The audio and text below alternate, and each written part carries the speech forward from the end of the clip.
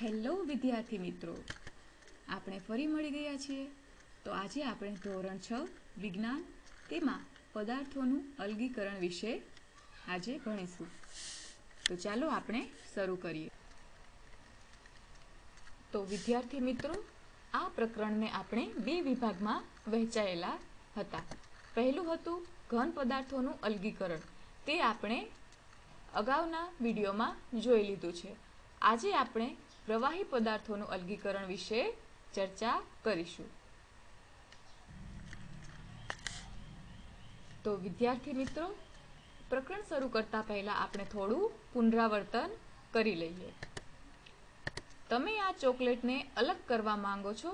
તમે તેને અલગ કરવા માટે કઈ પદ્ધતિ અપનાવશો? હાથ વડે વીણવું.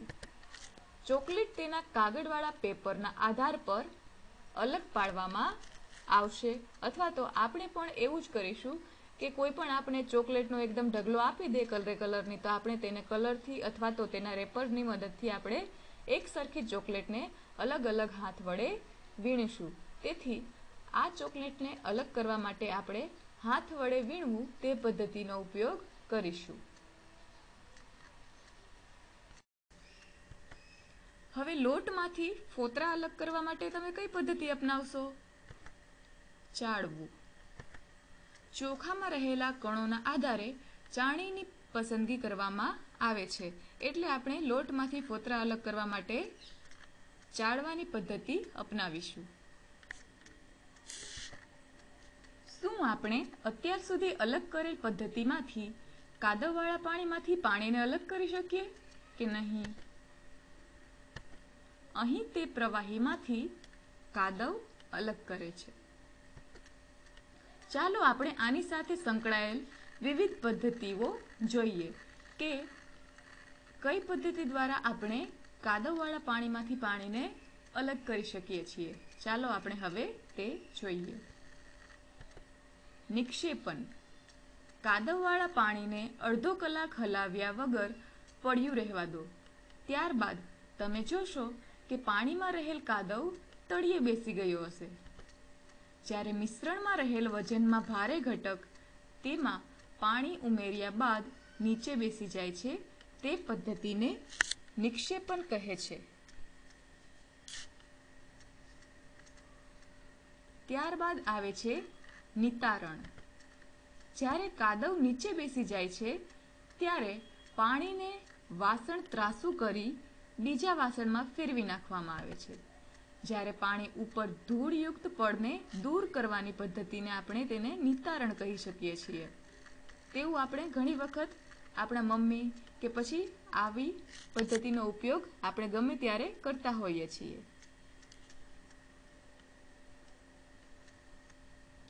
ત્યાર પછીની પદ્ધતિ આવે છે ગારણ. નિતારણ કરેલ પાણીમાં હજુ પણ કાદવ દેખાય છે. આ પાણીને ગળણીની મદદથી ગાળવામાં આવતા શુદ્ધ થાય છે.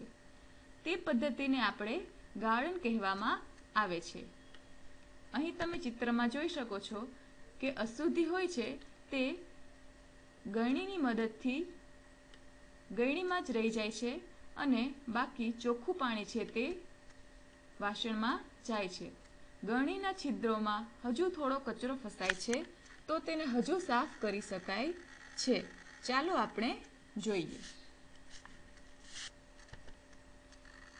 ગળણીમાં ગાળેલ પાણીને વધારે શુદ્ધ કરવા માટે નાના છિદ્રોવાળા કાપડના ટુકડામાંથી પાણી પસાર કરવામાં આવે છે. બીજા ગાળણ પછી પણ કાપડમાં થોડો કચરો ફસાયેલો રહે છે.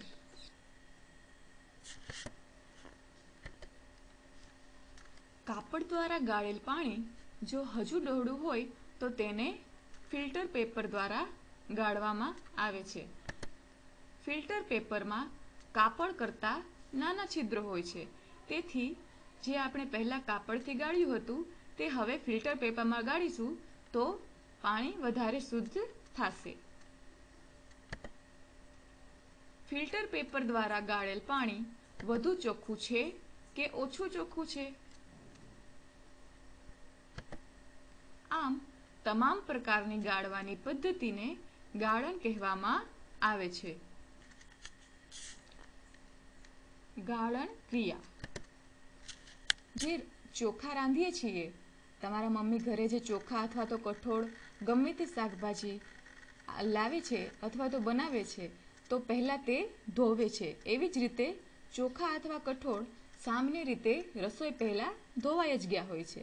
જ્યારે આમાં પાણી ઉમેરવામાં આવે છે ત્યારે ધૂળ જેવી હળવી અશુદ્ધિઓ ફોતરા પાણી પર તરતા રહે છે. તે આપણે જોયું જ હોય છે ને બાળકો.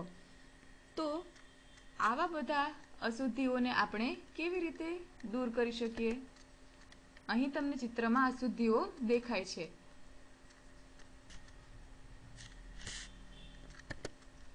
અશુદ્ધિઓ સાથેનું પાણી વાસણ ત્રાસું કરીને બીજા વાસણમાં નાખી દેવામાં આવે છે. તેને નિતારણ કહે છે.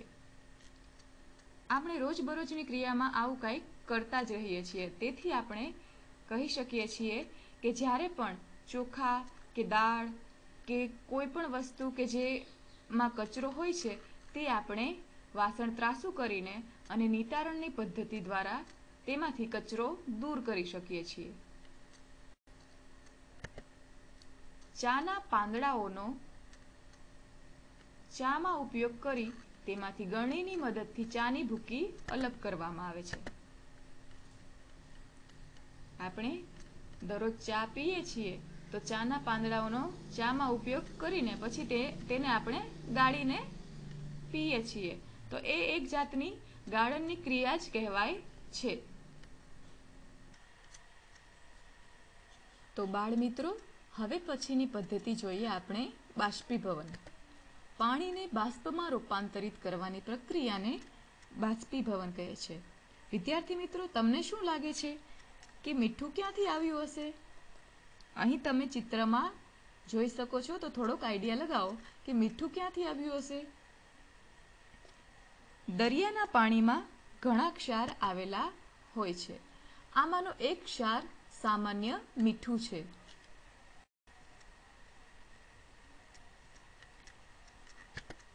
જ્યારે દરિયાના પાણીને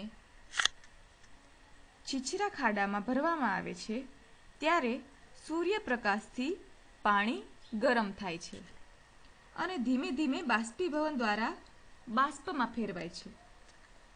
થોડા દિવસોમાં જ પાણીનું શું થાય છે? સંપૂર્ણ બાષ્પીભવન થઈ જાય છે અને પાછળ ઘન ક્ષારો રહી જાય છે. આ ક્ષારોનું વધુ શુદ્ધિકરણ કર્યા પછી તેમાંથી આપણને સામાન્ય મીઠું મળે છે. હવે પછીની પદ્ધતિ જોઈએ આપણે ઘનીભવન. પાણીની વરાળનું તેના પ્રવાહી સ્વરૂપમાં રૂપાંતર થવાની ક્રિયાને ઘનીભવન કહે છે. જ્યારે વરાળનો સંપર્ક બરફવાળી ઠંડી પ્લેટ પર થાય છે ત્યારે તેનું સંકોચન થાય છે અને પ્રવાહી સ્વરૂપમાં પાણી બનાવે છે. અહીં તમે ચિત્રમાં જોઈ શકો છો કે પાણીની વરાળના ટીપા ઠંડી બોટલની ઉપર છે. પાણીના જે ટીપા તમે પ્લેટ પરથી પડતા જુઓ છો તે વરાળના સંકોચનથી થાય છે.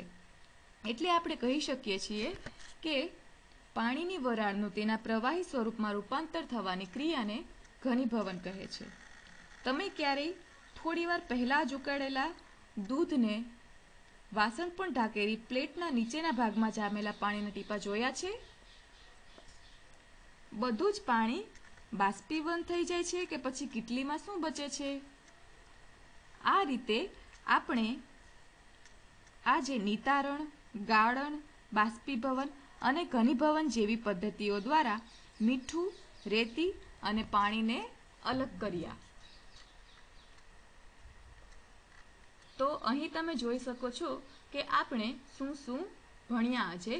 પ્રવાહીમાંથી ઘન પદાર્થને અલગ કરવાની રીત જોઈએ આપણે.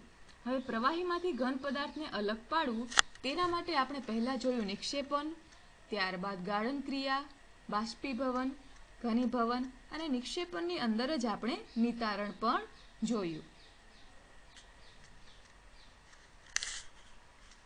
હવે આપણે જોઈએ કે પાણીમાં ઓગાળવાના પદાર્થો. પાણીમાં પદાર્થને ઓગાળીને દ્રાવણ તૈયાર કરવામાં આવે છે. તે માટે તમે એક પ્રયોગ કરવો પડશે. એક વાસણમાં તમે અડધા કપ જેટલું પાણી લો. 1 ચમચી જેટલું મીઠું લઈ તે બરાબર ઓગળી ન જાય ત્યાં સુધી હલાવતા રહો. ફરીથી 1 ચમચી મીઠું ઉમેરો અને બરાબર હલાવો. દરેક વખતે 1 ચમચી મીઠું ઉમેરતા જાઓ અને હલાવતા જાઓ. થોડી ચમચી મીઠું ઉમેર્યા બાદ તમે શું નોંધ્યું? થોડું મીઠું ઓગળ્યા વગર જ બીકરના તળિયે બેસી જાય છે કે નહીં? જો હા, તો તેનો અર્થ એ થયો કે આપણે પાણીનો જે જથ્થો લીધો છે તેમાં વધુ મીઠું ઓગાળી શકાય તેમ નથી. એટલે હવે તે દ્રાવણ છે એ સંતૃપ્ત થયું છે તેવું કહી શકીએ. સંતૃપ્ત દ્રાવણ એવું દ્રાવણ છે કે જેમાં તે પદાર્થને વધુ ઓગાળી શકાતો નથી. પાણી વિવિધ દ્રાવ્ય પદાર્થોને જુદી જુદી માત્રામાં ઓગાળે છે. પાણીની એક સરખી માત્રા ખાંડ અને મીઠાની અલગ અલગ માત્રા ઓગાળી શકે છે. દ્રાવણને ગરમ કરવાથી તેમાં વધુ પદાર્થ ઓગાળી શકાય છે. એકબીજા સાથે મિશ્ર ન થતા પ્રવાહી. અહીં તમે ચિત્રમાં તેલ અને પાણીનું ચિત્ર જોઈ શકો છો. પ્રવાહી જે એકબીજા સાથે મિશ્રિત થતા નથી તેને અનિશ્ચિત પ્રવાહી કહે છે. એક કન્ટેનરમાં તેલ અને પાણી ભરો. મિશ્રણને અમુક સમય સાથે સ્થિર રહેવા દો, જ્યાં સુધી તે 2 અલગ સ્તરો ન બને ત્યાં સુધી. જે સ્તર ટોચની સપાટી બનાવે છે તે પછી નિતારણ દ્વારા અલગ કરવામાં આવે છે.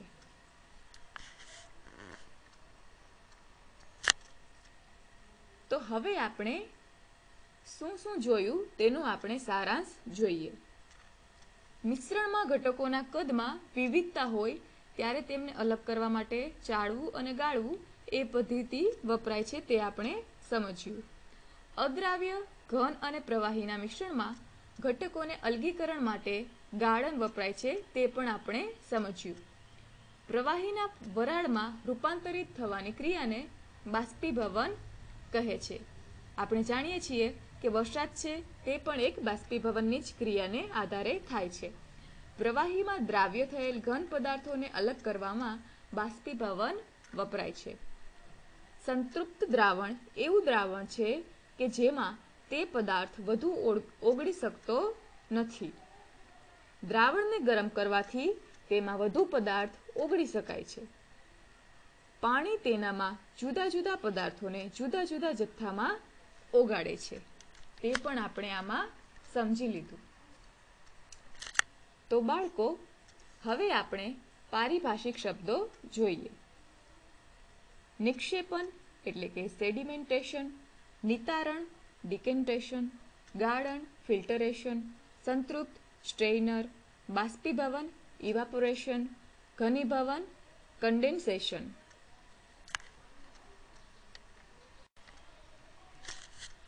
તો વિદ્યાર્થી મિત્રો, આ સાથે આ પ્રકરણ પૂર્ણ થાય છે.